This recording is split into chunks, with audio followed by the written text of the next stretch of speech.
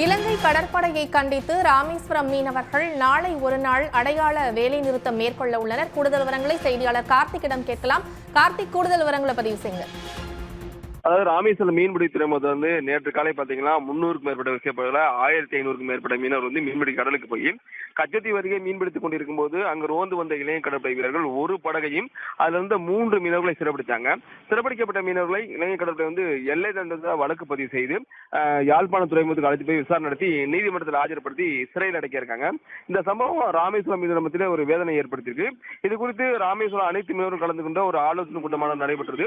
இந்த ஆலோசனை கூட்டத்தில் என்ன நடவடிக்கை முடிவு எடுத்திருக்காங்கன்னா, இளைய கடற்படை சிறைப்பிடித்த அந்த மீனவர்களையும் படகுகளையும் விடுதலை செய்ய வலியுறுத்தி நாளை ஒரு நாள் அடையாள வேலைநிறுத்த போராட்டம் அறிவிச்சிருக்காங்க.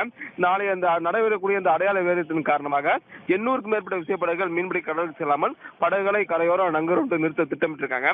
இதன் காரணமாக நேரடியாகவும் மறைமுகமாகவும் 10,000க்கும் மேற்பட்ட மீனவர்கள் வேலை இழக்கக்கூடிய சூழ்நிலை இருக்கு.